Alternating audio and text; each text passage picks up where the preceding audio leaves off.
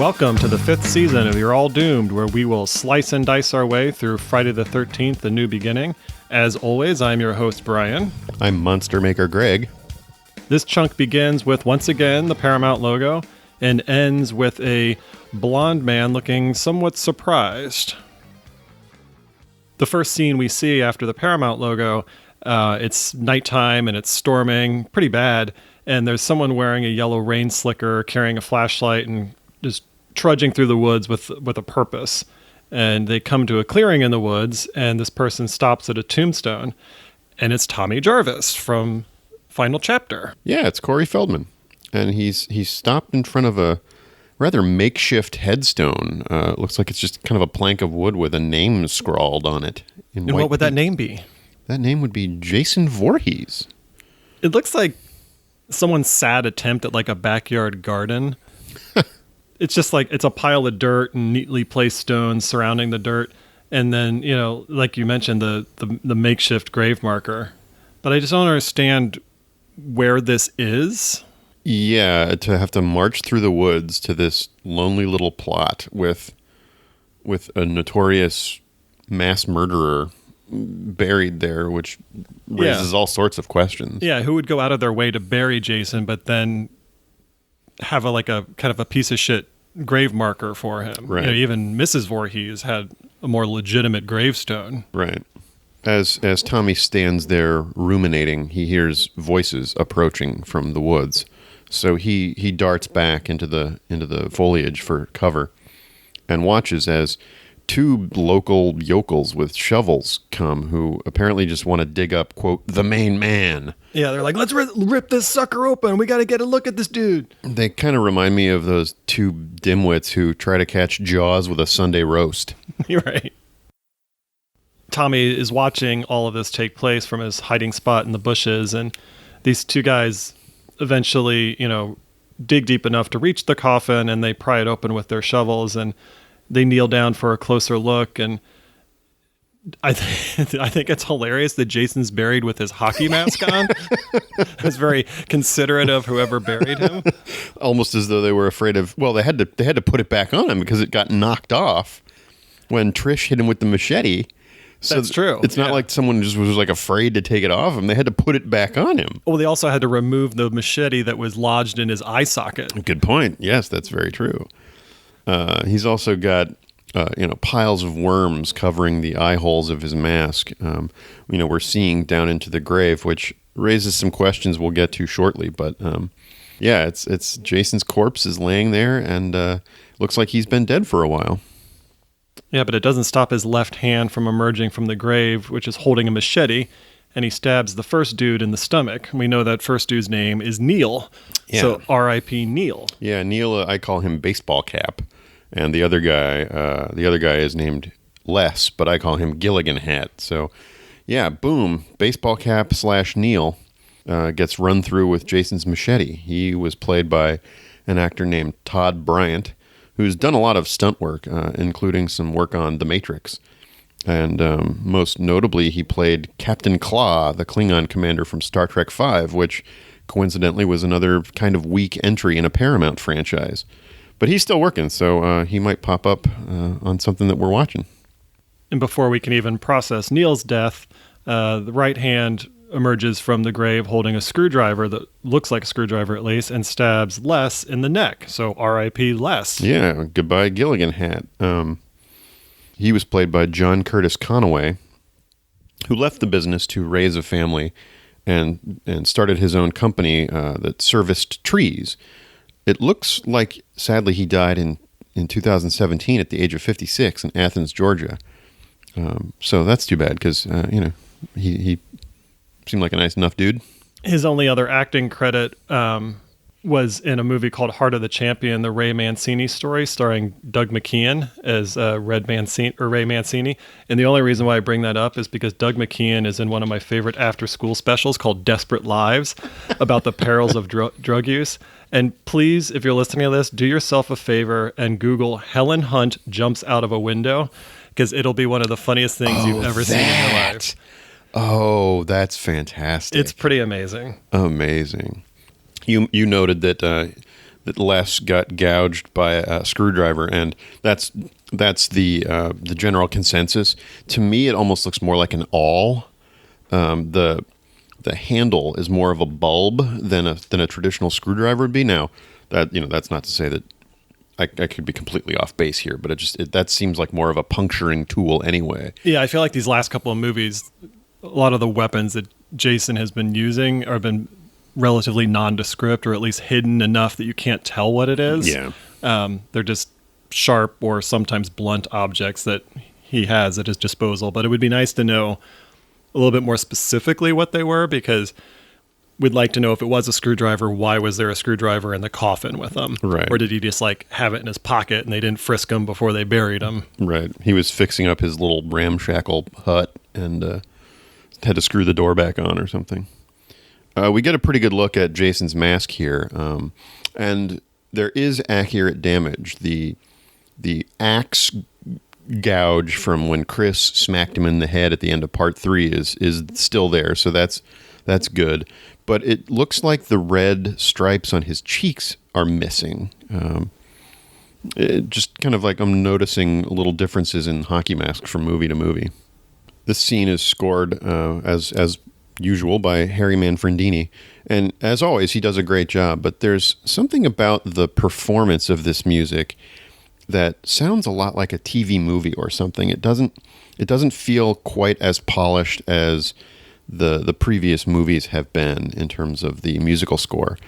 But he also introduces the first hints of Dies Irae in this musical scheme, which thanks to Chrysanthi Tan, who's a musician and a frequent guest on Star Wars Minute, she drew my attention to it. It's a very familiar melody. It's Dies Irae Requiem, and it's actually a Latin chant from the 1200s or older that references the final judgment and is used in a Mass of the Dead in the Catholic Church, though it was purged from such services by the Second Vatican Council in 1969 or 1970 in an effort to refrain from overemphasizing fear in Catholic ceremonies.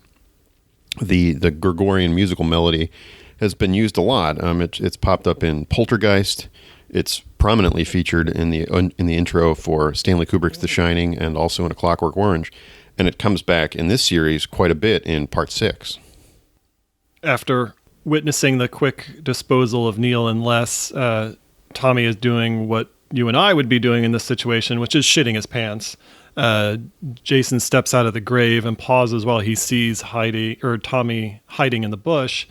So Jason removes the machete from Neil and starts walking toward Tommy, and Tommy's frozen in fear, and Jason's standing over him and gets really, really close and starts to raise the machete over his head, and Tommy, pants absolutely loaded with shit at this point, screams out, "No!" There's some feeble, scared, stiff acting going on here. He's paralyzed with fear, as you'd expect, but it's just he's kind of just like quivering and mewling a little bit. It's a little unconvincing. It also doesn't really line up with the Tommy that we just left in the final chapter, who was not afraid to confront this crazed killer. Now, granted, in this situation, he's already expecting Jason to be dead and Jason's returned from the grave, so that's a little bit different circumstances, but he's not quite as tough in this scenario. Yeah, and interesting that you note that, because not only is his attitude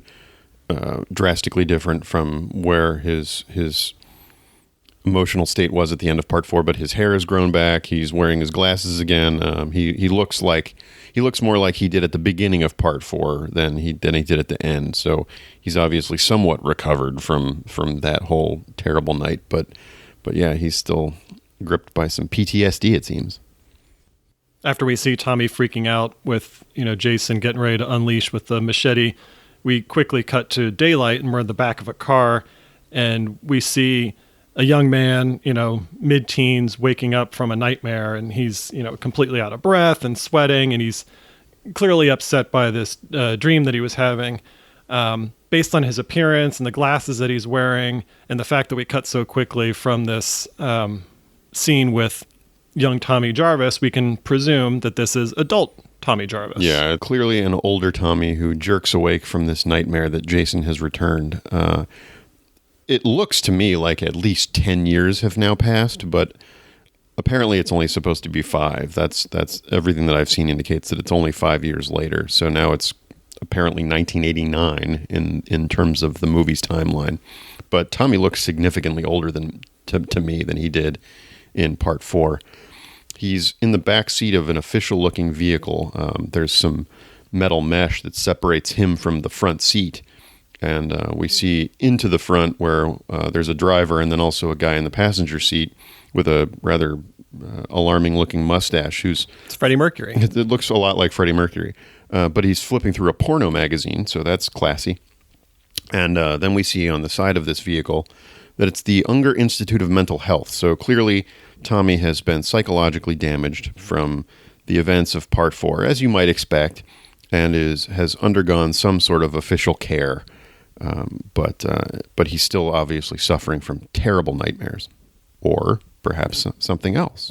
Yeah, I was wondering if he was waking up from a nightmare of just something that was, part of his imagination, or if it was a nightmare, him remembering something that actually happened to him as a child. Yeah, I'm glad you brought that up. There's such a specificity about what we saw in the opening scene with Corey Feldman that makes me wonder if there's almost a lost Jason movie that takes place between the final chapter and A New Beginning with a slightly older Tommy Jarvis, where Jason did in fact briefly come back after the events of Part 4, because the two yokels who dig Jason up seem a little too fleshed out for dream characters, and there's a lot of cuts and camera angles that Tommy wouldn't have in a dream necessarily. That it seemed too linear to me. It was obviously some cheating in terms of trying to fake out the audience of a dream sequence, but yeah, there's something that makes me feel like this is more a memory than a nightmare, and that even explains a detail that we'll see much, much later in this movie that doesn't make any sense otherwise. So yeah, you and I are on the same page. There might be a whole nother example of Jason running around that we haven't fully seen yet. I'd be interested in seeing that version. And then the movie busts into the opening titles where, yet again a hockey mask flies at the screen, crashing into the title of the movie. Interestingly enough, the hockey mask this time has blue stripes on the cheeks, and there's no red crest between on the eyebrows, between the eye holes. Yeah, it's definitely a different hockey mask than we've seen before. So clearly, in some fashion, this is a new beginning. This seems like a good time to talk about Corey Feldman because he's credited with a special appearance. And in fact, they had him on loan. He was actually booked shooting The Goonies for Steven Spielberg when they began shooting this movie. So he was not available, and it looks like that may have even kind of changed their plans. They might have originally had the idea of Corey Feldman being in the whole movie, but they could only get him for this one small segment. And in fact, the shots of him reacting to Jason's return were filmed in his backyard with a rain machine.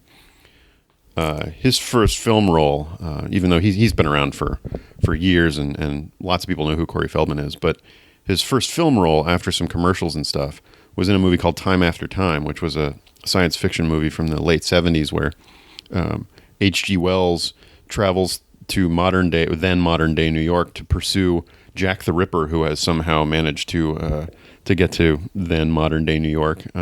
And I was watching that movie because it was directed by a guy named Nicholas Meyer, who directed Star Trek II and Star Trek VI.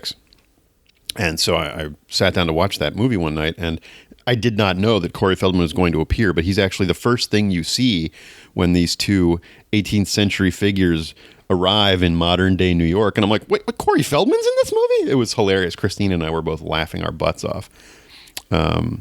He had quite a hot streak in the mid to late 1980s. Aside from the Friday the 13th series, he was in Gremlins, Goonies, like we said, Stand By Me, The Lost Boys, which was significant because it launched his relationship with Corey Haim. And the two of them were kind of a mainstay of teen dramas in the 1980s and early 90s. The Coreys. The two Coreys. I do have a question for you. Where do you fall on the Corey spectrum? And by that I mean you have two circles. One is Corey Feldman, the other is Corey Haim. Where those circles intersect is the Coreys. So where does Greg fall? Which Corey do you lean toward? On the Venn diagram of Coreys. I'm probably more of a Feldman guy just because I like the movies that he's in more than I like most of Corey Haim's work. And really The Lost Boys is the only thing they did together that I tend to watch at all. Well, License to Drive. Well, yeah, with Heather Graham. Yeah, I mean, they both have their charms, and they both have their weaknesses. But I think just because of my love, particularly for the Gremlins, I'm probably more of a Corey Feldman guy. What about you? Well, I typically despise all reality TV, but I do remember watching the Coreys television show back in, I don't know, I think it was probably like 06 or 07. And like most reality TV, there was definitely parts that you could tell were kind of scripted or set up, but there was very candid conversations between the two of them that made me very sad because you could tell that these two kids were really troubled and they both had different issues, some shared issues, but it was hard to watch them because they were both trying to help each other in their own ways, but both seemed very lost, forgive the pun. But so I don't know. I developed, Corey doesn't do himself many favors. Corey Feldman does not do himself many favors these days because he is trying too hard to make statements about things and he just may not come about it from the best angle. But I developed a soft spot for Corey Haim during that TV show because he was the one that really seemed to have a harder time dealing with everything that he had experienced in his past. And obviously, unfortunately, Corey Haim ended up passing away. But so I don't know. There's parts where I enjoy like young Corey Feldman, but I think as they got a little bit older, I probably lean toward the Haim side of things. That's fair. Yeah, I have a lot of empathy for both of them. Corey Feldman, who obviously we focus on here, his troubles went all the way back to childhood. He was a child actor. He wound up being emancipated from his parents at age 15, alleging financial mismanagement on their part. So that's really tough when you're set out on stage by your parents and then you feel like you've been taken advantage of. So apparently even while shooting part 4, his grandfather was his guardian on set instead of one of his parents. And, like Ted White, the guy who played Jason, was not necessarily fond of Corey Feldman while shooting that movie. Most of the other actors had nice things to say about him as a kid. He seemed like he was enthusiastic and they had fun hanging out with him. He also developed a close relationship with Michael Jackson, which has caused his position on the allegations against Michael Jackson to be rather conflicted. He maintains that Michael Jackson never touched him inappropriately or even made him uncomfortable, but he can't deny that other people may have had a different experience. And Corey Feldman has gone on record stating that he was sexually abused as a child and introduced to drugs, which mirrors some of the experiences that his friend Corey Haim may have gone through. And like you kind of alluded to, he alleges that there's a really large percentage of people in the film and television industry who are party to a massive pedophilia ring. We'll actually touch on that a little bit later in this movie as well. But it's disturbing, and he's in a weird position because he feels that he can't come out and name names for any number of reasons. But I kind of tend to believe him. I have a weird feeling that the film and television industry, and even possibly the school athletics industry, has become a breeding ground for predatory behavior, much like, unfortunately, the Catholic Church has. And I feel like much like the Boston Globe did with busting open the scandal of the Catholic Church, I feel like at some point we're going to have a reckoning with Hollywood. And some things are going to come to light, and some noteworthy people are going to be dragged into this. Yeah, I do tend to believe Corey Feldman's claims, and I had mentioned a little bit earlier about how he doesn't tend to get a lot of credibility because of the way he goes about presenting these facts, and it's because he tends to try to do it in dramatic ways or some kind of sensationalized way, and so it just kind of fizzles out because he says, "Oh, I have proof about something," and then suddenly that proof never materializes for whatever reason, and then suddenly people just start to doubt his claims. But I absolutely believe that he either experienced something firsthand or has seen it to know that this is prevalent enough that it's an issue. But unfortunately, he's probably just doesn't have the power or the clout to really expose it the way it needs to be. Yeah, I think you're right. I think he definitely, his theatricality tends to undermine his credibility, fairly or unfairly. But I hope he's wrong. Let's just put it that way. Moving on to some lighter topics. Frank Mancuso Jr. is credited here. He's obviously been shepherding this series for the last few movies, but he's only an executive producer this time. He was feeling a little bit burned out on the series and decided to step back and take more of a big picture position, and no pun intended, and let the day-to-day handling of this movie go to some other people. So he's still present. He's still weighed in on important topics, but he's distancing himself a little bit and moving on to some other things. Makeup in this movie is credited to Martin Becker, who did a lot of subsequent work for this series and also crossed over to the Nightmare on Elm Street series a little bit. And speaking of Star Trek II, he did the makeup on that as well. The editor, Bruce Green, also cut one of your favorite movies, Princess Diaries. He was an assistant for Michael Kahn on some of Steven Spielberg's biggest movies like Raiders of the Lost Ark, and was looking to get a solo editing gig to get bumped up the chain. And Michael Kahn actually apparently backed him for getting this job in, and told the studio that if Bruce Green did a bad job editing, that Michael Kahn himself would come in and do it for free. So they gave Bruce Green the gig. Don't you dare knock the Princess Diaries. I was simply stating a fact. This movie was written by Martin Kittrosser, who also did the screenplay for Part 3. He works a lot these days as a script supervisor, especially for Quentin Tarantino.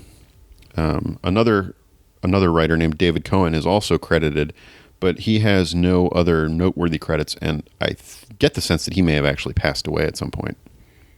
And the director this time is a guy named Danny Steinman. I think we'll talk about him now because his body of work and his contributions to this movie kind of inform some things we'll talk about as we cover the whole season. He first came to prominence directing a hardcore pornography movie called High Rise in 1973. I actually watched a little bit of it, and it's what you'd expect. It's people in 1973 didn't have the same grooming tendencies that we do in 2019. And, it's got some of that 70s music, and it's a little bit wacky, and I got bored after about 10 minutes and turned it off. But, it was somewhat renowned at the time, apparently. I love that one of the first billed actors is someone named Bertha Boobs. Yeah, he did try to inject a little bit of comedy into that movie, apparently. So I think we'll find some humorous antics going on in this movie as well. He broke through into quote-unquote mainstream movie with a flick called Savage Streets in 1984, which is a fairly reprehensible Linda Blair rape revenge flick that I actually wound up seeing many, many years ago on cable, not realizing that Danny Steinman directed it or even knew who he was at that point, but it jumped out at me because it features the song Nothing's Gonna Stand in Our Way, which is also prominently featured on the Transformers the movie soundtrack. So I wound up sitting through the whole movie. The original director of that movie was a guy named Tom DeSimone, who we'll talk about again a little bit as we go here. But he was removed after only a few days, and so Danny Steinman was tapped to direct that movie. Interestingly enough, it also starred Lisa Freeman, who played Nurse Morgan in Part 4. We mentioned her last season. Danny Steinman was hurt badly in a bicycle accident shortly after this movie, so he did not direct anything after this. and in fact died at the age of 70 in 2012. He's a complicated guy. I found a link to a pretty extensive interview online, and he was very candid about his career and the projects that he worked on. He didn't get a very good presentation in Peter Brackey's book, Crystal Lake Memories. The movie, the documentary that they made of the same title a few years later, they did manage to interview him before he died and presented him in a little bit of a better light. But he's a complicated guy. I have a little bit of an apprehension about him and the things that he introduced into this series or emphasized in this series, but I could be completely wrong about him. He might have been a great guy for all I know. I never met him, but we'll talk about his influence on this movie as we go. The van that we saw earlier just pulled up to a place called the Pinehurst Youth Development Center. It drives past a barn where we see a group of sheep hanging out. Probably never a good idea to have sheep on the premises of a youth development center, but that's just me. And as the van drives through the complex, it looks like it might be a farm or something. We see some rows of orchards. The van stops out front, and the front seat passenger, the Freddie Mercury looking guy, his name is Billy. He tries to get Tommy out of the back of the van, but Tommy isn't really responding. And Billy's like, fine, sit there. I don't give a shit. Billy's not the most warm and patient care-oriented guy in the world, apparently. And a woman walks out of the building that the van is parked out in front of, and it's Pam Roberts. She's the assistant director of the development center, and she encourages Tommy to grab his things so he can come inside to meet the doctor. As Tommy hops out of the van and he and Pam walk back toward the main building, Mr. Mustache, Billy, basically sexually harasses Pam, which, again, really underlies his professionalism. Yeah, Pam thanks Billy for dropping Tommy off, and he responds by grabbing his ear and flicking his tongue up and down, and he's like, anytime, doll. It's just really creepy. Yeah, between this and the porno mag that Billy was reading in the front seat, there's some skeeziness that's beginning to creep into this movie almost immediately. Pam leads Tommy through the house. Tommy still hasn't said a word. He's silent as a grave, and she leads him through the house. We pass a shelf that has stacks of books, games, and record albums, notably an album by the band Orleans, which is called Waking and Dreaming. It was a yacht rock album released in August of 1976 and reached number 30 on the Billboard chart, partly thanks to the single Still the One, which reached number 5. More importantly, on a shelf above that, along with a set of Chinese checkers, there's a Mighty Men and Monster Maker set, which was a kick-ass toy that I had in the 80s when I was a little kid. It had these interchangeable plates with raised body parts like a head, a torso, and legs of all sorts of different monsters that you could combine in different ways to... I remember an almost now, yeah. infinite number of creatures and superheroes, and then you would place a sheet of tracing paper over these plates and use a little bit of rubbing chalk, and the raised would make like little etchings almost, and then you could color them in with colored pencils and kind of create your own creatures. It was a lot of fun to play with. There was a version for girls that was more fashion oriented. Geared at girls, but I'm sure that there was plenty of crossover. But kids would use whatever was on hand. There's also a poster on the wall that says, help destroy a family tradition. So I kind of took a closer look because I wasn't really sure what that meant. And underneath it says, in small letters, prevent child abuse. So I did a little digging and found out that that's actually a campaign that came out in the 1970s about child abuse. And there was a commercial that I want to play real quick. You are looking at an abused child. Most men and women in prison today were abused children. The severe neglect, and physical, sexual, and emotional abuse of our children make child abuse a national tragedy. It is estimated that there are at least 1 million cases of it in America each year. Over 2,000 of those abused children die each year. And because many abused children grow up to abuse their own children, child abuse is passed on from generation to generation. For many families, child abuse is a family tradition. Yet child abusers can be helped. Help destroy a family tradition.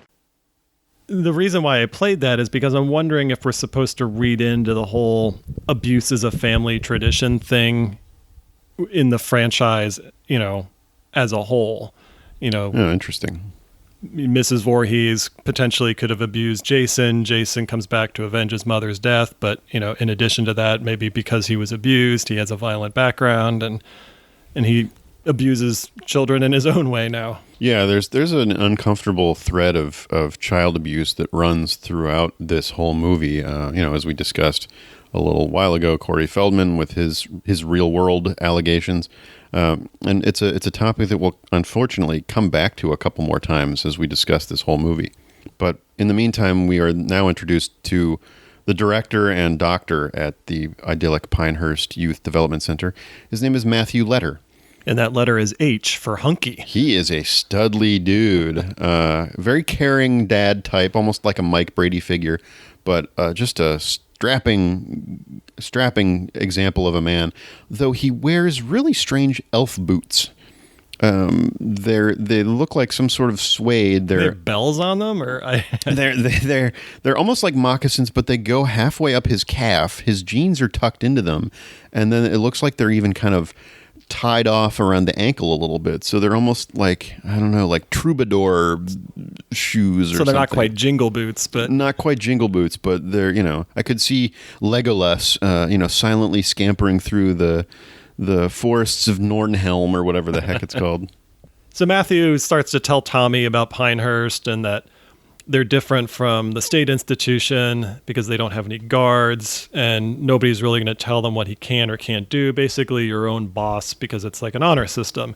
And they tell Tommy that what he's doing there is preparing himself to re-enter society and start a new life. So it's probably like a mental health facility, but it also sounds like it's kind of like a halfway house where they're just preparing them from one stage of life to the next. And so most of these kids here have probably been dealing with some sort of traumatic experience in their life, and now they're trying to readjust and, acclimate back into society. Mm-hmm. Yeah, like a little more of a comfortable environment than an institution. It's obviously a working farm. You can go outside, play with the goats. It's in a wooded area, so there's plenty of nature around. While Matt's describing this halfway house and the rules and stuff, Tommy has only said one word. He says sure, but most of the time he sits there fiddling with the zipper on his duffel bag. He's kind of coming off like Jeffrey Dahmer here. He's really detached. You can't tell whether or not he's really paying any attention. Doesn't seem to want to be there, and he seems like a tough nut to crack, even for these very experienced, caring people. Pam then tells Tommy where his room is, and so Tommy takes off, and she stays behind to talk with Matthew. So Matthew starts to kind of read off Tommy's diagnosis, and basically it's that he suffered severe trauma at age 12, which we all witnessed, brutal self-defense of the murder of a psychopathic killer. They've tried every treatment and therapy, nothing has worked. And one thing I thought was interesting is that he says that it's amazing that his brain isn't fried with all the drugs that they've given him. And at that point, we get kind of a close-up of his medical chart, and I paused it and kind of took a closer look at it. And it's not crystal clear, so I can't read every word, but I was able to pick out some of the things that are on there. One of them was morphine, which is used to treat moderate to severe pain. There's a high risk for addiction and dependence, can cause respiratory distress and death when taken in high doses or when combined with other substances, especially alcohol. Ritalin was also on the list, which is used to treat ADHD and narcolepsy. He was also taking Valium, which is also known as diazepam, which treats anxiety, muscle spasms, and seizures. He was on something called Darvon, which treats mild pain and has local anesthetic effects. He was also on Percodan, a combination of aspirin and oxycodone that treats moderate to severe pain. And last but not least, Thorazine, which is an antipsychotic that treats mental illness, behavioral disorders, and it can also be used to reduce anxiety before surgery. Now, it's hard to say whether he was on all of these medications at the same time, but it's absolutely fair to assume that, yes, all of this could be frying his brain, so that might be making his condition even worse based on how catatonic he's seemed so far. Yeah, good heavens. That's quite a treatment program. I do like that after having kind of greeted Tommy, led him through the entrance to this place, Pam instructs Tommy to go off and independently go find his own room. She doesn't lead him upstairs. Right. She's just like, yeah, let's go find your room. Well, I mean, there's a little bit of that, but I also think it's like a nice way to introduce him to some independence and like, we trust you, Tommy, That's true. Matthew did just say that. He's like, we're not going to keep an eye on you. You're kind of your own, person here. So I guess that makes sense. They sort of like, if you need help, we're here, but otherwise, you call your shots. Tommy does go upstairs and takes a look at his room, and it's decorated about as sparsely as his mother's was back at the Jarvis family home. There's not a lot there, but he begins unpacking his things and pulls out a picture of Mrs. Jarvis, Trish, and Gordon, which... Who's Gordon? Gordon was his dog. I don't know if they properly introduced him. Oh, that's right. I forgot the dog's name. Yeah, Gordon. yeah, Okay, yeah. gotcha. It was Gordon. They only mentioned it once or twice or like 11 or 12 times. I loved how Mrs. Jarvis and Trish in the picture are dressed to go for a run in the woods and discuss how horny they are. Yeah, I mean, it's definitely it was conveniently taken the very day of the events of Part 4. Obviously, it was an onset still, but that kind of thing always bugs me. There was an example of that in the otherwise awesome Indiana Jones and the Kingdom of the Crystal Skull, where when Indy is longingly looking at a picture of his deceased father, it's clearly just a headshot of Sean Connery dressed as Henry Jones from The Last Crusade. And it's like they couldn't just find another picture of Sean Connery somehow. But, whatever. He also pulls out a folding pocket knife, which is fairly substantial, but not nearly as sinister as the movie wants us to think it is. Okay, it's, Tommy's got it for whatever reason, but it's not like it's this huge butcher knife or something. It's just a fairly substantial pocket knife. Would you like to know what type of pocket knife it was? Of course I would. Of course you would. It's a Kershaw knife. You can see that it's etched on the blade. They're based out of a place in Oregon called Tualatin, I guess you would pronounce it. And they design, source, and manufacture a wide variety of knives, including pocket knives, sporting knives, and kitchen cutlery. The most important fact here is that in 2002, Kershaw released a Steven Seagal model featuring stingray leather on the handle. Oh, nice. So now you know what you're getting for Christmas. He stuffs this pocket knife under his mattress, so he obviously wants to keep it concealed from anyone, or perhaps close at hand while he sleeps.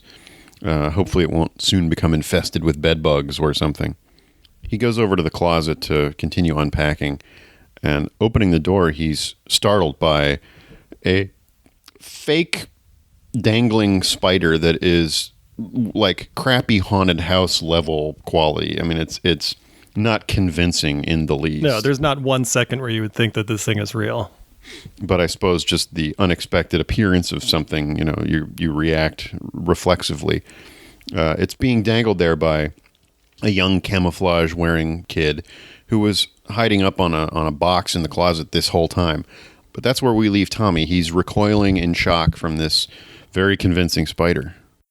In this segment, we've only had 2 deaths, but they're a dream. Or are they? Yeah, we're not really sure if they happened or not.